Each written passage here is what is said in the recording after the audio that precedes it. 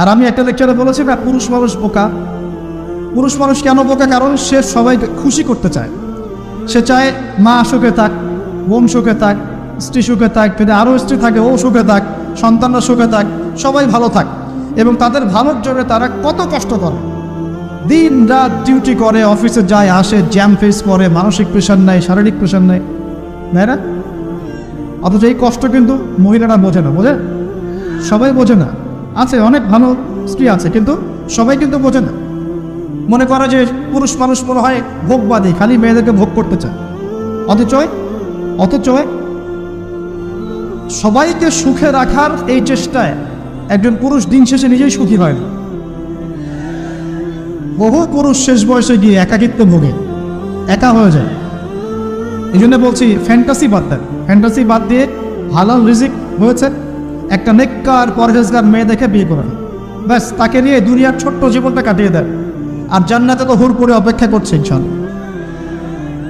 কি মনে করেন অপেক্ষা করছে না? এই লেকচার বাসায় গেলে কি হবে আমার অবস্থা আমি জানি না, কিন্তু বলছি আছে তো সবচেয়ে শেষে যারা জান্নাতে যাবে, একদম লাস্টে, তাদের প্রত্যেককে আল্লাহ পাক কমপক্ষে 2জন করে হুর দিবেন। আর যারা আল্লাহ রাব্বুল আলামিনের রাস্তায় শহীদ হয়ে গেছে, এখনো যাচ্ছে বা হয়েছে বা হবে, তারা কি 72 জন, কত জন? 72 জন হুর আল্লাহ রাব্বুল আলামিন দিবেন। বাস ইস্যু তৈরি করে দিলাম, এখন নাস্তিকরা লেগে পড়বে এতগুলো মেয়ে কেন, কি ইত্যাদি ইত্যাদি। এসব বিষয়ের দিকে আমাদের দেখার দরকার নেই। আল্লাহ পাক আমাকে আপনাকে দিলে ওর কি কোনো সমস্যা?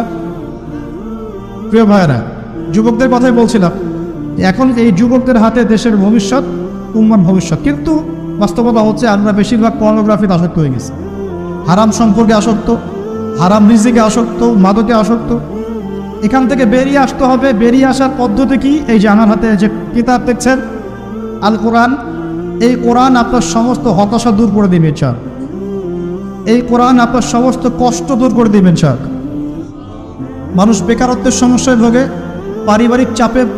পারিবারিক চাপে পড়ে, হ্যাঁ, বন্ধু বান্ধবদের পাল্লায় পড়ে, বা গার্লফ্রেন্ড চলে গেছে ছেড়ে, এইসব কারণে মাদকের কাছে যায় শান্তি পাওয়ার জন্য। কোরআনের কাছে আসো, শান্তি পাবে চাক। অথচ নামাজে আসো, শান্তি পাবেন চাক।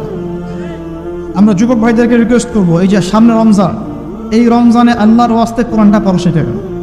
এবং যারা পড়তে জানেন, কোরআন এবার এই মাসে খতম হবে ইনশাআল্লাহ। প্রত্যেক দিন কমপক্ষে 1 পারা করে, প্রত্যেক দিন 1 পারা পারা যাবে ইনশাআল্লাহ। মাত্র 1 ঘন্টা সময় লাগবে 1 পারা পড়তে। 1 পারা পড়তে 1 ঘন্টা লাগবে। আর যারা হাফেজ আছি, ইনশাআল্লাহ আমরা এই রমজান মাসে 30 পারা কোরআনের অর্থ পড়ে শেষ করে দেব।